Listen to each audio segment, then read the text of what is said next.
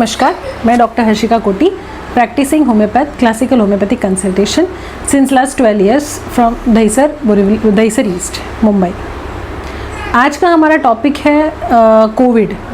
तो कोविड नाम सुनते ही लोगों के होश उड़ जाते हैं, लेकिन अभी जब काफ़ी समय बीत चुका है कोविड के लिए, ऑलमोस्ट 1 year होने आया है कोविड बीतते बीतते, तो लोगों में ये डर भी कुछ हद तक कम हो चुका है।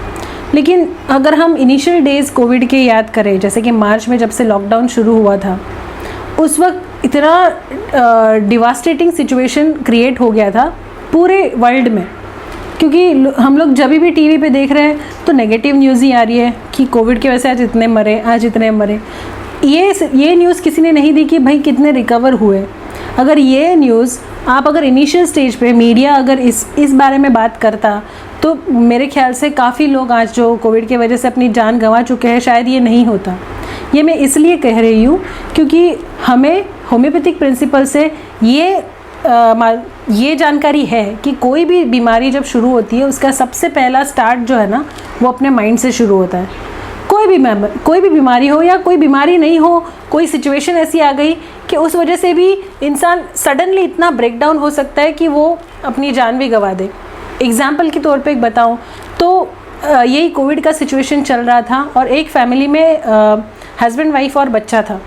तो वाइफ को सर्दी खांसी ही और फीवर जैसी मामूली तकलीफ़ होना शुरू हो गई। तो डॉक्टर ने कहा कि भाई जांच कर लो कोविड का। तो जांच में पता चला कि उसको कोविड पॉजिटिव निकला है।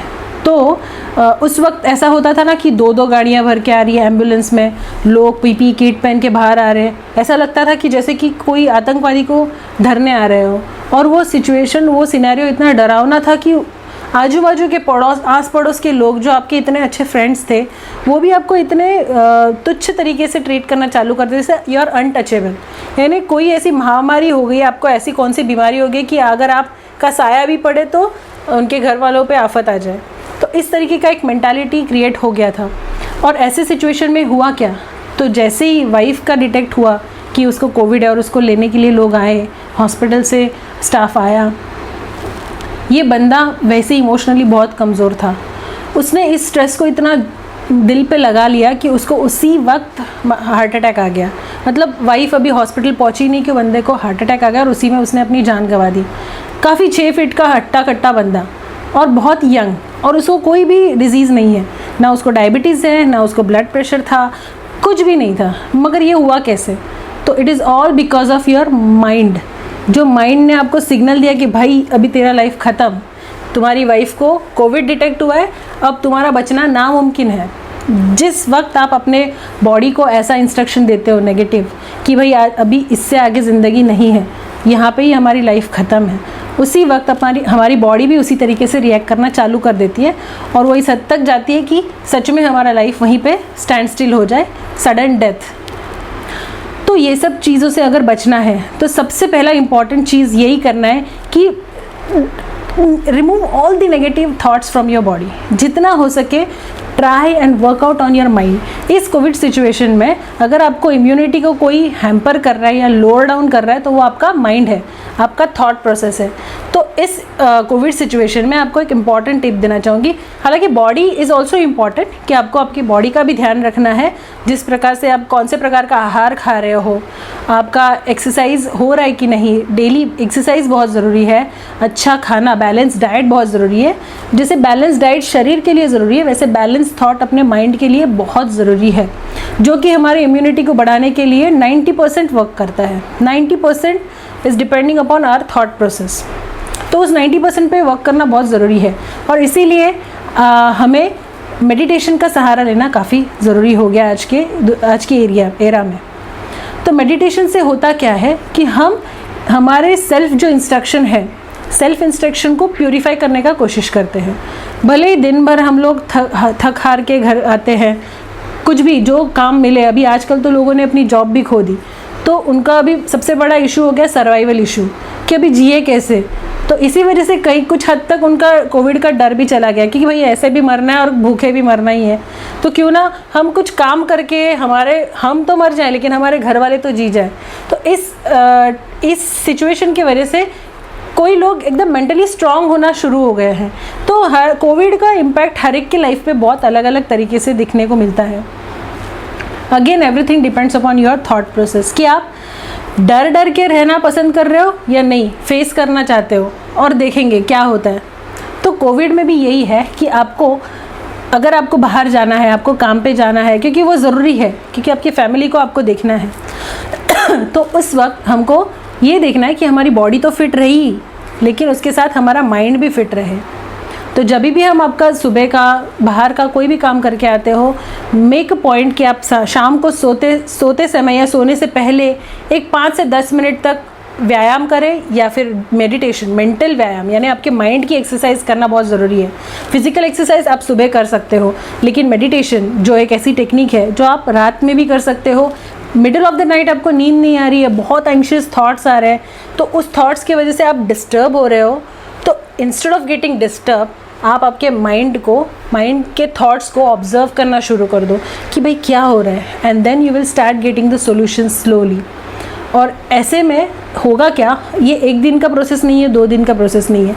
जैसे जैसे आप ये कंटिन्यू प्रैक्टिस करते जाओगे, आपके माइंड का कंडीशनिंग बदलते जाएगा। आपको खुद महसूस होगा कि पहले मैं बहुत डरा सा इंसान था, या पहले मैं बहुत ज़्यादा स्ट्रेस लेता था कि अब क्या होगा, पहले बहुत चिड़चिड़ा होता था कि ज़रा भी कोई किसी ने बोल दिया तो वो सहन नहीं होता था।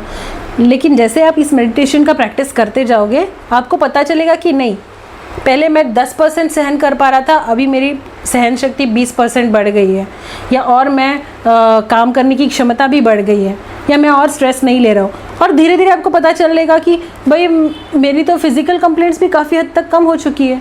जो कि मैं पहले हमेशा से दवाई लेता था किसी हेडेक के चलते, या बॉडी में दर्द है, या फीवर उठता है, या बार बार सर्दी होती है, खांसी होती है, या अन्य कोई प्रकार, गैस्ट्रिक अपसेट है, आजकल एसिडिटी बहुत है लोगों को, क्योंकि टाइम पे खाना नहीं है, टाइम पे सोना नहीं है, और फिज़िकल एक्सरसाइज तो बिल्कुल नहीं है। तो ऐसे वक्त आपको सुबह, अगर आप फिज़िकल एक्सरसाइज करते हो, बैलेंस डाइट लेते हो, यानी बाहर का जंक फूड एकदम बंद, और आप रात को मेडिटेशन का प्रैक्टिस कंटिन्यू रखते हो, you will see the rejuvenation in your self. आपको पता चलेगा कि नहीं, ये 1 महीने पहले का इंसान और अब 1 महीने बाद का इंसान में बहुत बड़ा अंतर है। और ये कैसा अचीव हुआ? Just because of your conditioning, just because you change the conditioning of your mind. जैसे बचपन से हम लोग एक ही कंडीशनिंग में चले हैं कि चाहिए चाहिए चाहिए, मतलब जैसे ही बच्चा पैदा होता है तो उसको पहली बार जब वो सांस लेता है, उसको चेस्ट में दर्द होता है, और फिर वो नहीं लेता सांस, नहीं लेता तो उसको घुटन हो रही है, फिर वो एक बार और सांस लेता है, फिर वो कंटिन्यूस सांस लेने लगता है कि उसको चाहिए सांस।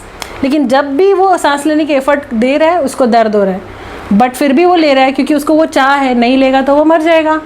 फिर जहाँ वो वहाँ रेस्पिरेशन का बैलेंस अटेंड करता है, सेकेंड उसको पता चलता है भाई अभी ये पेट में कुछ अलग गड़बड़ हो रही है, जो कि उसको 9 महीने कभी सहन ही नहीं किया, मतलब उसको ये फील ही नहीं हुआ था, क्योंकि 9 महीने उसको रेडीमेड खाना मिल रहा था, क्योंकि माँ से उसकी जो नाल थी वो जॉइंट थी, अभी वो पाइपलाइन भी कट हो गई।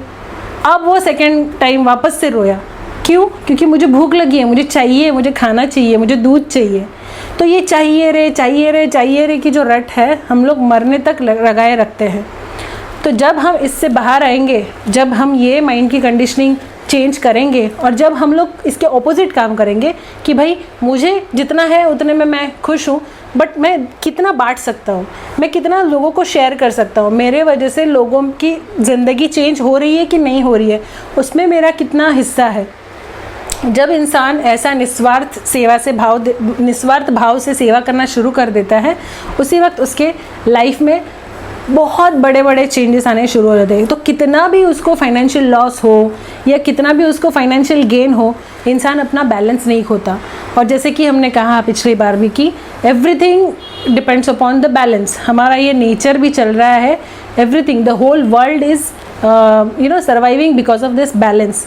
तो हमारा हमेशा से यही मोटो होना चाहिए कि हम किस तरह से अपना mental and physical balance achieve करें। Thank you.